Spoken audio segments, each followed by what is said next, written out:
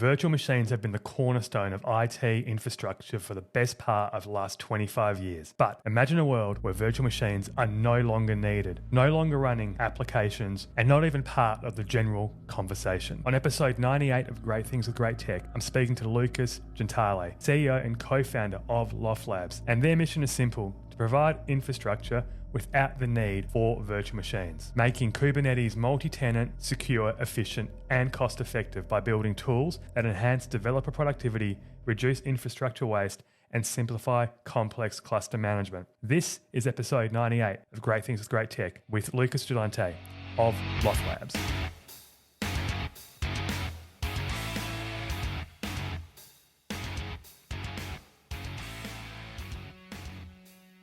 Hey Lucas, welcome to episode 98 of Great Things with Great Tech. It's great to have you here. Yeah, thanks for having me.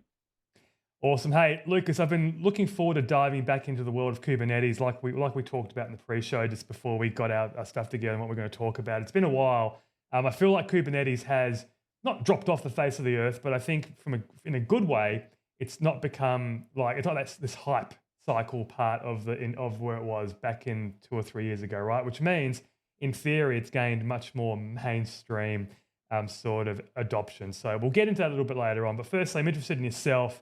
How did you get started in computing and IT, and how did you end up, getting to the point where you were founding Loft Labs?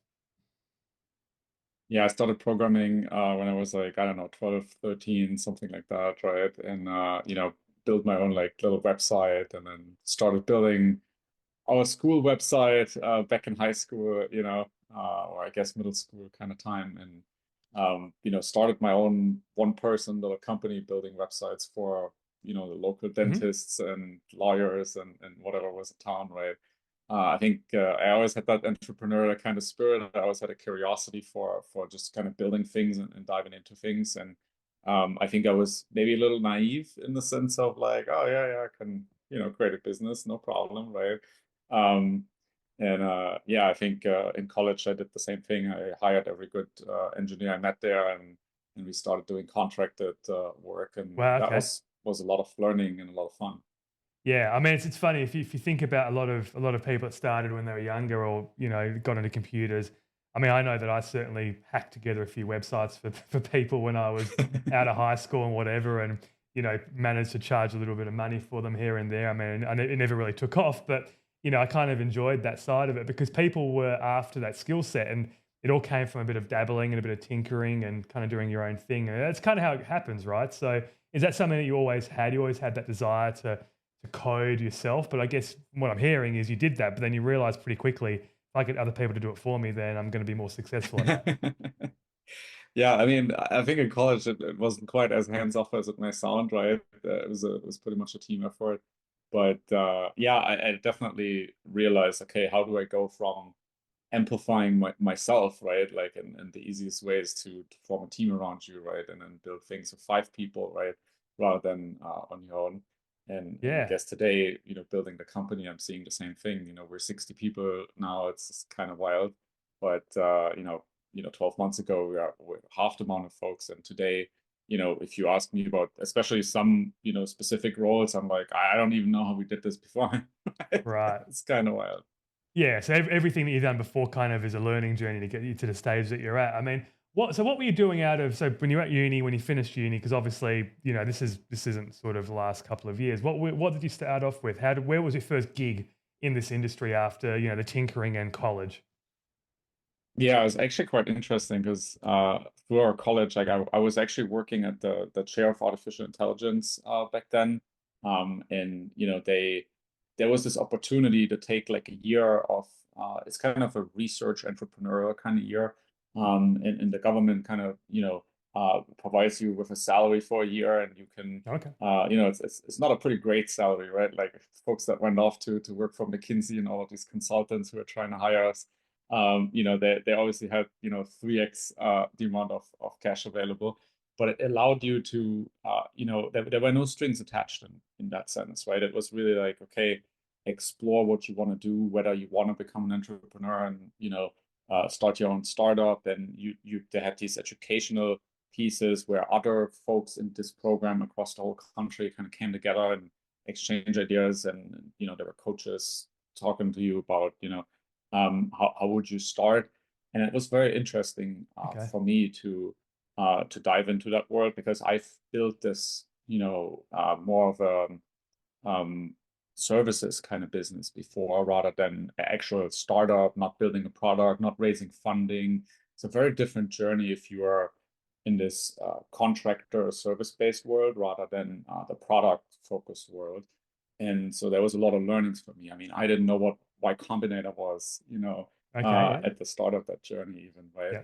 And that So comes there up was a later, I lot of believe, as learnings. well. Y Combinator comes up later as part of this journey, right? Yeah, 100%. Yeah, we built this open source project called DevSpace. It's still around. Still a lot of people are using it. CNCF Sandbox project. Now we handed it over to the CNCF. Um, this project was the starting point. We built it for ourselves, and it was our first tool in the Kubernetes space, because we started working for a lot of companies that were running on top of Kubernetes. We wanted to build software on top of Kubernetes, and Okay. the development flow was just rather painful with Kubernetes. So we had to come up with a better way, and DevSpace was our better way, essentially. And Right. when So what is we, DevSpace? What is it? Like, this is 2018. This is like, and Kubernetes has only been yeah, around for like 3-4 years, really, and really yeah, no, it's the pretty early in the majority, Kubernetes journey. and honestly, the majority don't even know what Kubernetes is. Let's be honest. Like, it's just kind of starting. So what was DevSpace? Yeah, it's essentially a developer tool for Kubernetes. It is a, if you will, Docker Compose, but for Kubernetes. So, Docker Compose is this Hmm. great tool. You run one compose up command, you have a compose file in your repository, right? And you fire up multiple containers, they're interlinked to each other. The developer experience is pretty smooth because you're hooking your local laptop volume into one of the containers, volume mounts, right? So you can essentially rebuild that container really, really quickly by just kind of like having a file watcher rebuilding inside the container. And that way you can iterate super quickly. With Kubernetes, that becomes a little bit more challenging, because your Kubernetes cluster may not even run on your local machine. It may run in AWS, and you want to integrate it with services like RDS, for example, and you want to use IAM authentication, like these kinds of things. Like, there's a lot of complexity when it comes to AWS and Kubernetes and other cloud providers, right? So we built DevSpace kind of modeled after Docker Compose, but designed for Kubernetes. We had this file syncing mechanism to hot reload containers effectively, and to do live debugging inside a container. So the goal was really like, it feels like local programming with Docker Compose and a local Docker daemon, but it all happens inside a Kubernetes cluster that may be local or may be remote, right? Okay. Yeah. That was the goal. Okay. And then this is like, and this is, so did you have some sort of funding for this? Was this the Y Combinator scenario where you were living there and doing sort of that startup thing? But you weren't like that straight out of college situation though, right? So how did that go? Because you're probably, I mean, you're not that old, but you were a little bit more mature potentially than other people in that sort of space. Did they make you like live like a startup, or what was the deal? I think yeah, so we applied for Y Combinator at the time. We had this open source project. It's gotten traction, right? There was a lot of attention, and we got hooked on open source as well, right? That was the first time us not contributing a line here or there, like, but us maintaining the project, right? We are suddenly responsible for it. People asked about feature requests, right? We are, pushing the roadmap forward. It was a great experience, and we really fell in love with open source, and we had this idea of, okay, what if we built like a pass similar to like a Heroku based on that DevSpace experience? So we applied for Y Combinator, and Y Combinator was really excited about it. They invited us. They had this final round of interviews. They flew us to California the week after, a Skype interview, and ultimately they told us, hey, it may be a little bit premature, and you have some questions to answer in terms of where this should go. And they were skeptical about passes in general, I felt like, and they ended up being right, because we pivoted and built something different. So they sent us back home and said, like, why don't you apply again in 6 months? We do this twice a year. Okay. and you think about these kinds of questions, we'd love to see you again. That was essentially the feedback there. And at the same time, we submitted for a couple of these startup competitions, business plan competitions, back in Germany. And one of these competitions, part of the winning prize we had there was you can apply for UC Berkeley's Skydeck Accelerator program without being affiliated with UC Berkeley, because you'd Okay. have to be an alumnus at that school in order to apply. I think they lifted that requirement recently, but at the time that was still a requirement. And neither of us was at UC Berkeley at the time, so obviously that wasn't an option.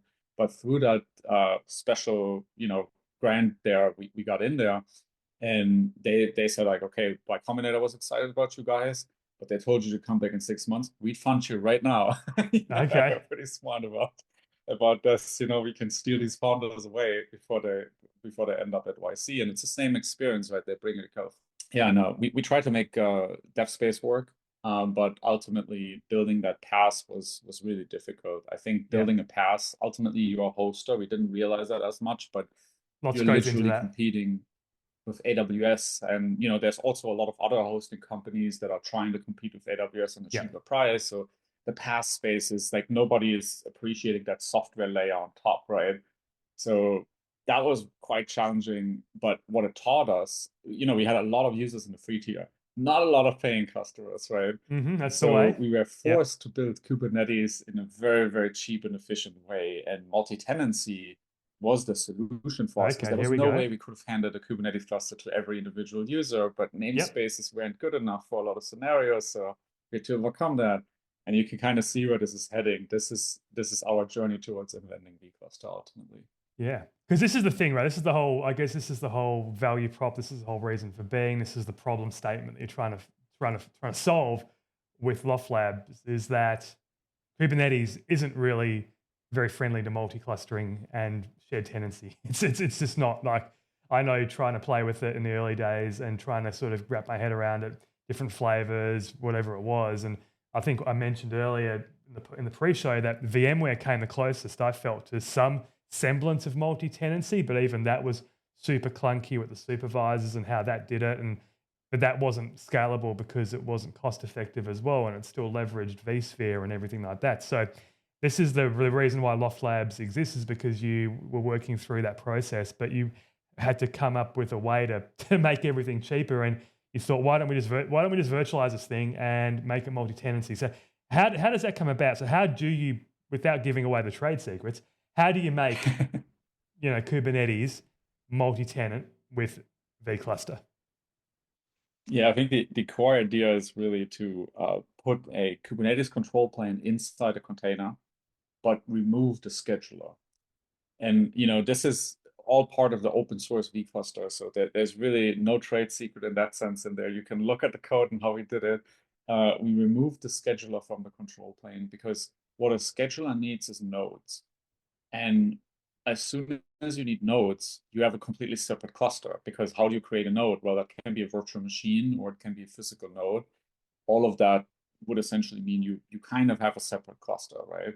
But when you want to do multi-tenancy, you want to have a set of 400 nodes, and then all of your tenants should somewhat share these nodes. And maybe some tenants get a dedicated node for specific things, right? They need specific privileges in their root containers, host path mapping, these kinds of things. But for your average web server or average type of application in Kubernetes, right, that interacts with message queues, etc., it's totally fine to run on a shared node if you isolate it well and secure it. So the idea was really, let's remove the scheduler. So because one node can only be in one cluster at a time, so one scheduler, right? If we remove the scheduler and instead replace it what we call syncer, we can copy parts from the virtual space. The virtual cluster has its own state, it has its own control plane, separate API server, controller manager, separate etcd, but can also be a SQLite or MySQL or any kind of backing store that we're supporting. It's a whole bunch of options. Then, you create a deployment, replica number 2, that creates 2 pods. Everything so far is just an entry in your data store. Nothing actually happens in terms of spinning up a process, right? Spinning up a Yep. container. But now the scheduler is supposed to take that pod and put it on a node. Instead, what we do, the syncer copies the pod to the underlying, real physical traditional Kubernetes cluster.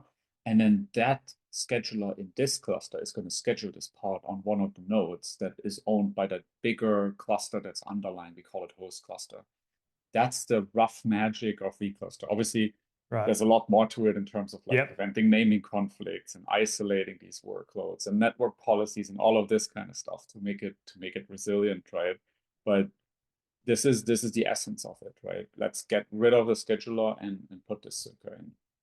Yeah. So in a way, you're sort of virtualizing, Kubernetes to a certain extent. But then this goes a whole step further with your vNode, which we'll get onto later. But this is effectively what you're doing. You're kind of virtualizing the namespaces and creating enough wrappers around it and enough conditions that the user can log in and have their own multi-tenant component.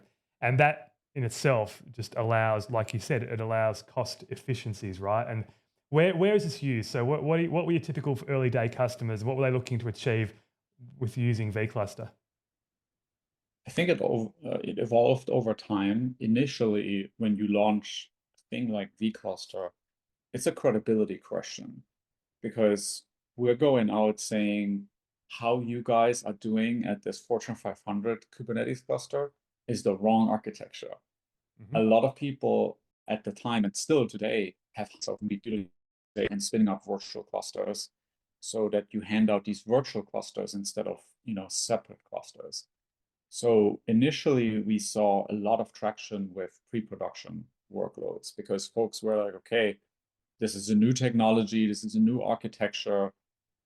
We don't trust this in production quite yet. It's just with containers, right? When containers came out there, it's not like, the biggest banks in the world immediately said like, okay, let's move our mainframe stuff into containers, right? Yeah. It took quite some time for people to gain that confidence. And the same happened with vCluster. People used it a lot as sandbox environments, development environments, learning environments, right? Sometimes they ran workshops with vCluster, for example, which I always thought is a really fascinating use case. We never thought of that when we actually launched. I was thinking that just then, like I think, in terms of what we were doing, we were at Veeam, we had Kasten, right, our Kubernetes backup solution, and there were little sort of live labs and workshops that we were running, and that's a perfect use case for that sort of live lab where you want to spin something up really quickly and just kind of have it ephemeral and shut it down, but have multiple people accessing it without it costing so much money. So you're right, it's out of necessity that these sort of things come in, but then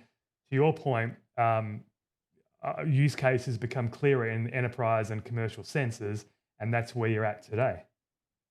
Yeah, absolutely. I think people have understood the vCluster architecture.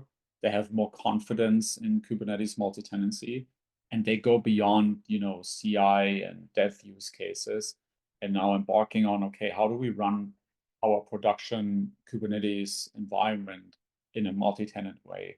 And I think one of the biggest use cases we're seeing recently is going from offboarding of VMware, offboarding of virtual machine-based Kubernetes clusters, and moving towards bare metal clusters.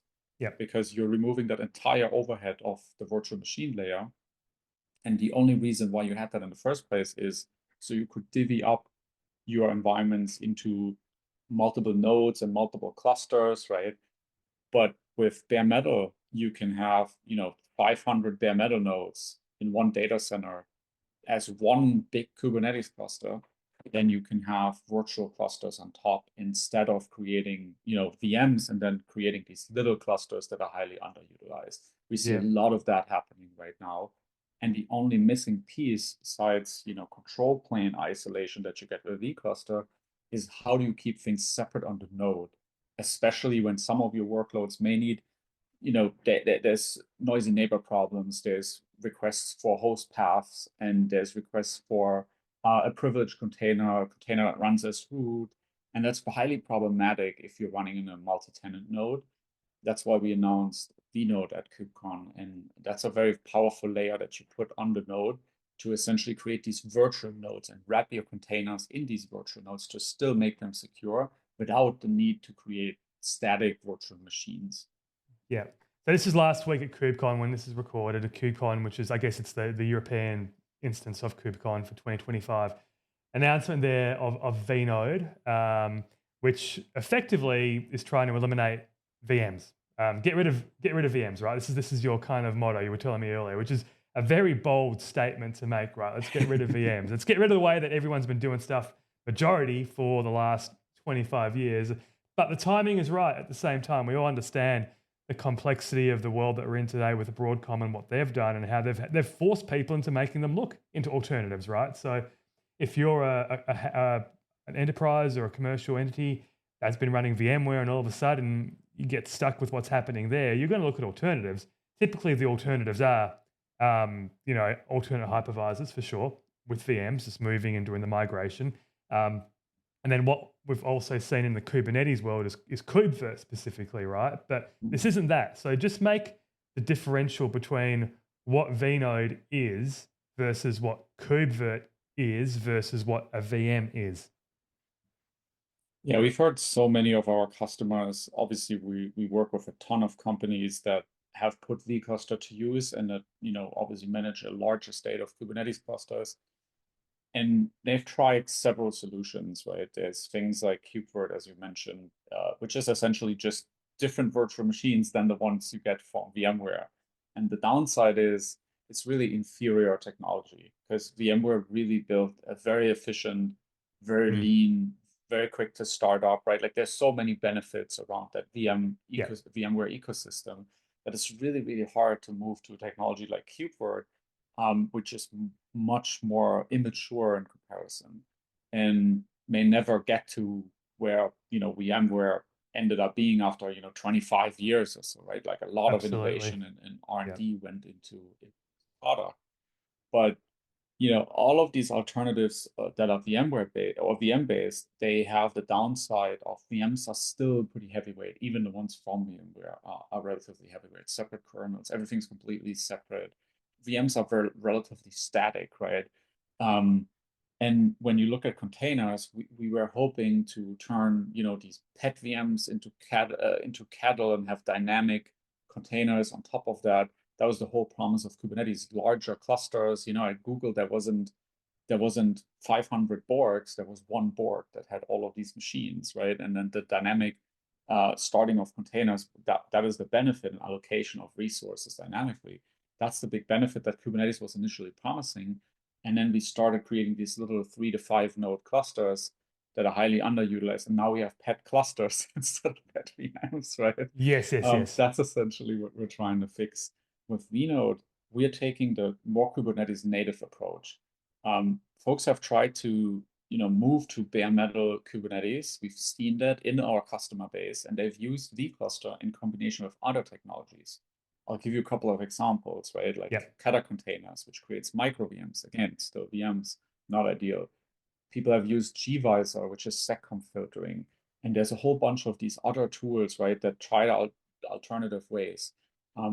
What we're using is user namespaces in combination with seccomp filtering. So we don't give you an entirely separate kernel. It's still a container.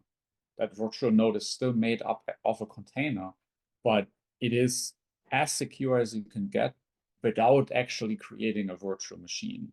So I think let's say, for example, the drivers are shared, right?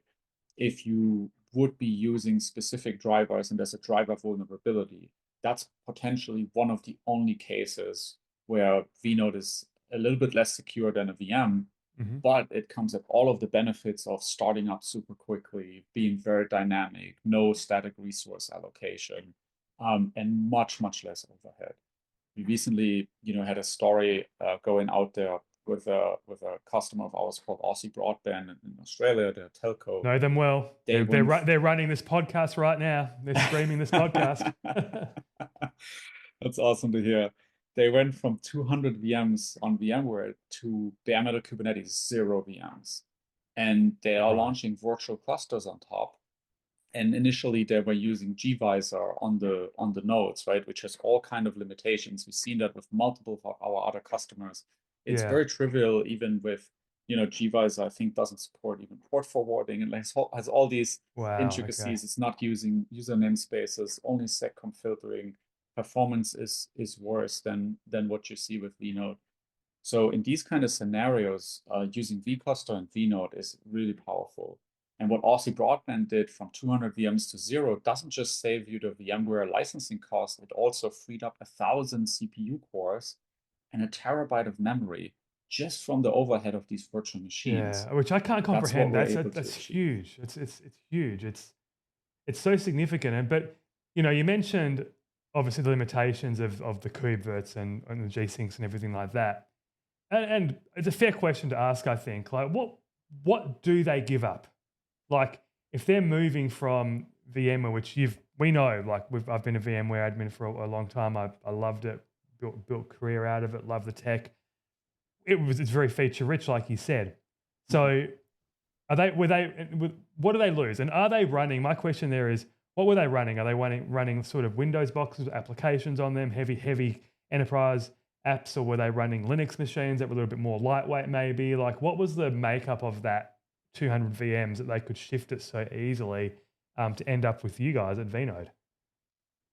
Yeah, I think one part that is really important to understand is we don't help you with your VMware estate that has legacy applications that are not containerized, right? So most companies out there, they may have, let's say, 500 VMs running legacy applications that are not containerized. We are not going to help you with that. Okay, You're that's still going to really have to good. look into That's a Kubert. really good. That's absolutely a really good clarification to make for sure. That's great to hear. Yeah. Yeah, we help you with the applications that are already containerized and where you had to spin up VMs to form separate Kubernetes clusters because Yeah. people can't just have one cluster and run everything on one cluster. We just recently spoke to, they're not a customer yet, they are in the POC type stages with us. I can't name any names, but it's a really fascinating story. They had over 5,000 VMs only for their Kubernetes estate. And Yeah. they started moving things over to a single big bare metal cluster, and they gave their applications individual namespaces only. The reason why they still have 5,000 of these VMs is these Kubernetes clusters that are running on top of these VMs and the workloads inside require to have the entire cluster, do things across multiple namespaces, have CRDs in Kubernetes, all these things that don't fit in a namespace. So they came to us essentially asking, okay, what if we were to now spin up vCluster inside our bare metal cluster? Could we move these 5,000 VMs over quicker, right? These applications that are running in there, because now it's moving one cluster to another cluster rather than a cluster and trying to mash it into an individual single namespace in Kubernetes. And that's a huge game changer for them. And then there's questions like, how do we isolate things on the node level? How do we give additional privileges to containers that need to run as root, right? And vNode is the answer for that piece as well. Okay. Get it. Yeah. So yeah, so it's good to make that demarcation, understand the use case there. But certainly, we know that as applications modernize and net new applications get created, they're more than likely going to be cloud native in some way, right? Whether it's PaaS or whether it's from a container perspective as well. It seems just to be the natural way. So this is really banking on the future a little bit in terms of where the modern application is going. Or there'll always be legacy, right? But what you're saying here is, if you've got a cloud native application built in a modern way, there's no point running it on a VM. I think that's when you say get rid of VMs, that's really where you're sticking that flag, right? So the true cloud native Kubernetes way, container way, right? That's what we're advocating for. Why are we even using that VM? That is the question of the virtualization with virtual machines. I think that's probably pinning it down. And when you're looking at the most cutting edge things going on in the data center right now, it's probably GPUs and all of these, GPU cloud providers rivaling AWS, right?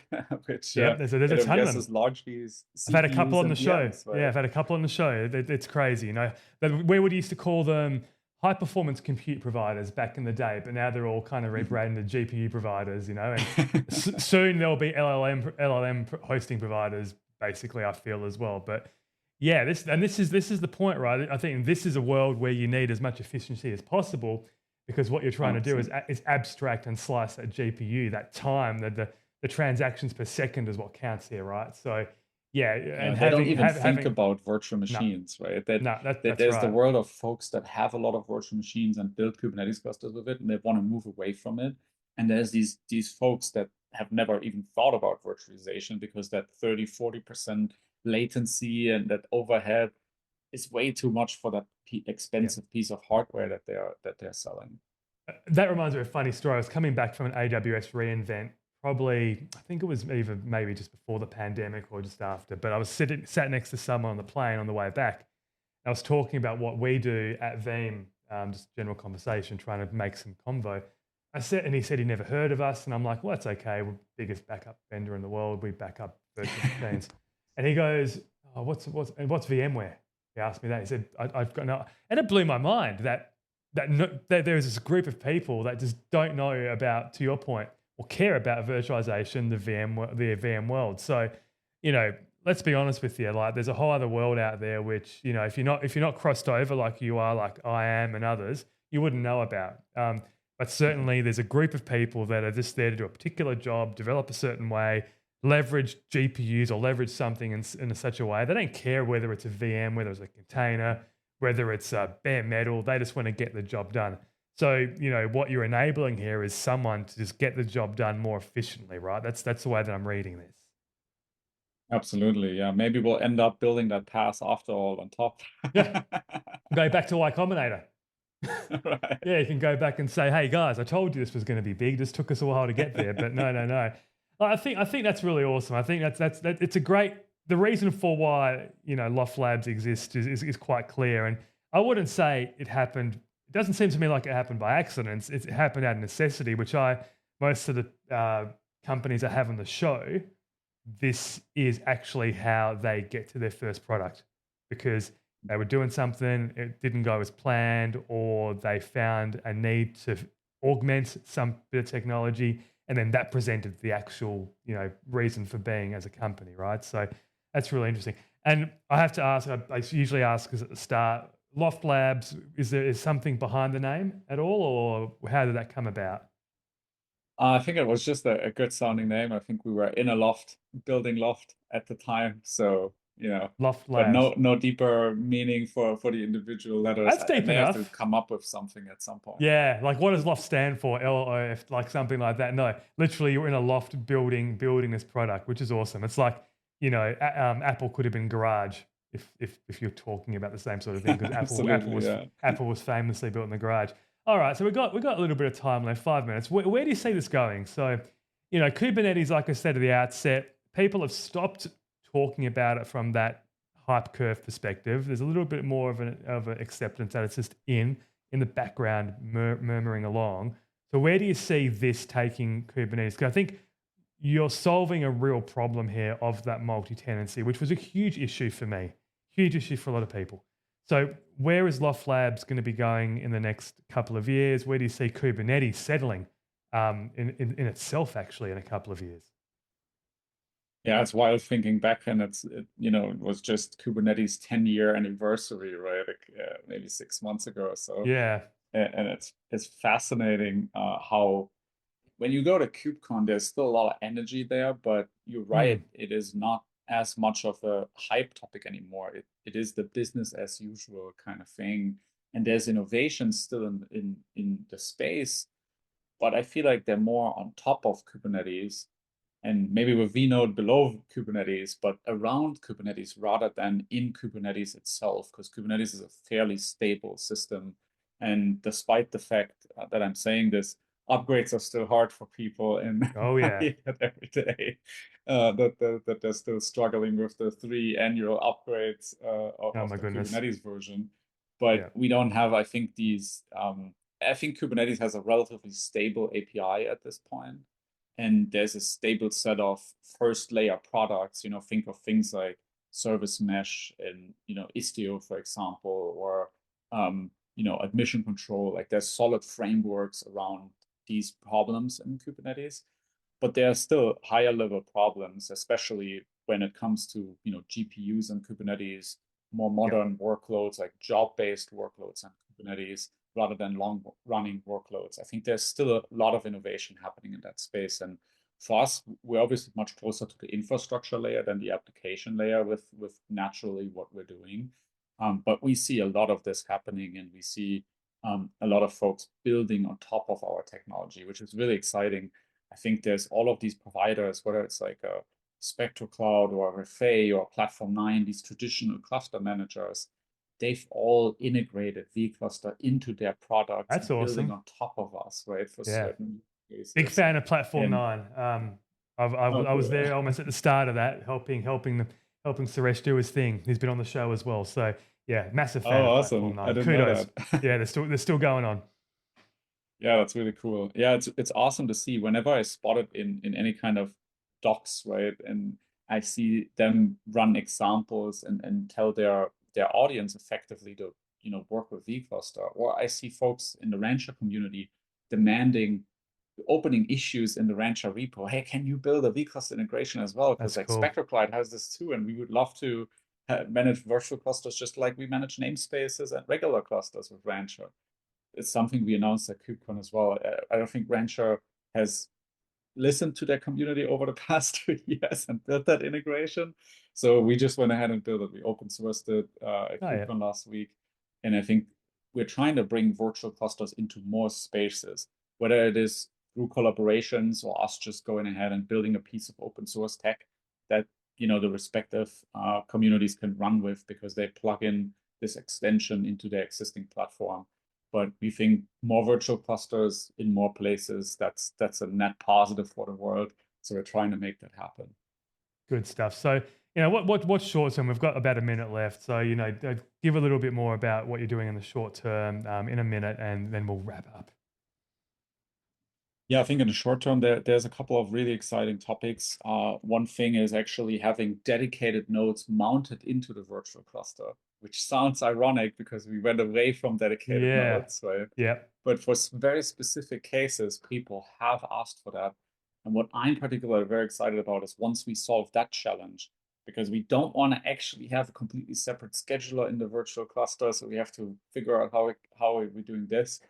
But what I'm excited about is the end goal of saying, okay, you can also do it in hybrid mode. You can have the regular multi-tenant way and these shared nodes.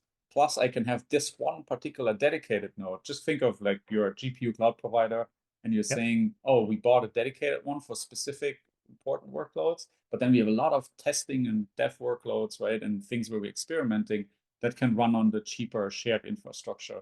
That's really fascinating to me. That's what we're working towards in the near term. Brilliant. Well, hey, Lucas, I mean, this is great. You've solved a problem that I thought about Kubernetes, like when I first was playing with it. That is fantastic. Love what you guys are doing. It's been a really great conversation. I'm sure we're going to hear more about Loft Labs and the technology that you're bringing and kind of changing the industry a little bit as well. So kudos to you. Thanks for being on episode 98 of Great Things with Great Tech. Thank you, Anthony.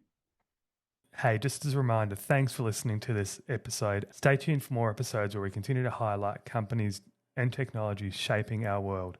Don't forget to follow us on social media at G2WGT Podcast and visit g2wgt.com for more great content and all past episodes. If you enjoyed this episode, make sure to subscribe on your favorite podcast platform and on YouTube. Please spread the word, and if you feel like it, drop a review. Thanks for joining us, and we'll see you next time on Great Things with Great Tech.